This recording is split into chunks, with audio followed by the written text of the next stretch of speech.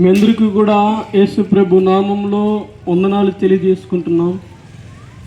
ఈ సమయంలో ఈరోజు ఇక్కడికి రావడానికి గల కారణం ఏంటంటే, ఈ లోక సృష్టికర్త ఈ ప్రపంచాన్నంతటిని కూడా, ఈ భూమిని అంతటిని కూడా సృష్టించిన దేవుని గురించి, నజరేడైన యేసుక్రీస్తు ప్రభు దేవుని గురించి మీ అందరికీ కూడా తెలియచేయాలని ఈరోజు ఈ సమయంలో ఇక్కడికి మీ అందరము కూడా వచ్చినాం. ప్రియమైన దేవుని బిడ్డలారా, ప్రాముఖ్యమైనటువంటి కారణం ఏంటంటే, యేసు ప్రభు దేవుడు మా జీవితాలలో చేసినటువంటి అద్భుతాలు, ఆశ్చర్య కార్యాలు ఎన్నెన్నో ఉన్నాయి. అన్నిటినీ కూడా మేమందరము కూడా పొందుకుంటూ ఉన్నాము.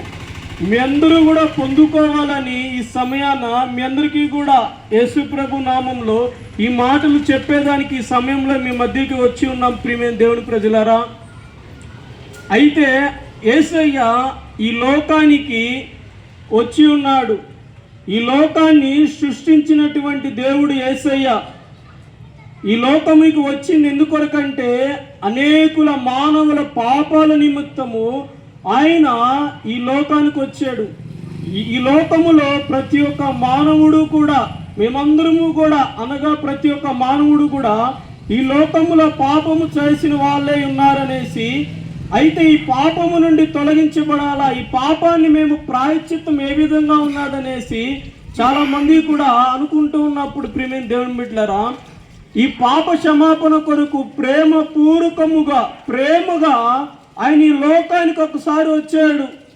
అదే ఆయన ఎవరైతే నమ్ముతున్నారో యేసయ్య మా అందరి కొరకు పుట్టాడు. ఎవరైతే నమ్ముతున్నారో మా పాపములను, మా దోషములు, మా అతిక్రమములను గురించి ఆయన సిలువ మీద వేలాడదీయబడ్డాడు. మా అందరి పాపముల నిమిత్తము చనిపోయాడని ఎవరైతే నమ్ముతున్నారో ప్రియులారా, అదే రీతిగా యేసయ్య మూడవ రోజున తిరిగి పునరుద్ధానుడుగా తిరిగి లేచాడు ఆయన యేసయ్య. లేఖనాలు ప్రకారముగా మా చేతిలో ఉన్నటువంటి పరిశుద్ధ గ్రంథమైనటువంటి బైబిల్ గ్రంథంలో రాసి ఉంచిన లేఖనాల ప్రకారంగా ఆయన మరణించి తిరిగి లేచాడు యేసయ్య.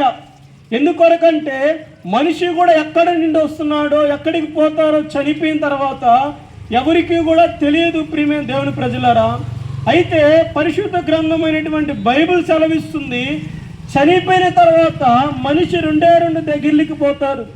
ఒకటి నరకము, రెండవది నిత్య పరలోక రాజ్యము. నిత్య లోకం అనేటువంటి రాజ్యానికి, ఆ పరలోక రాజ్యానికి పోవాలంటే ఏకైక మార్గము, ఒకటే మార్గము, నేనే సత్యము, నేనే జీవము, నేనే మార్గమై ఉన్నానని దేవుడు చెప్తున్నాడు.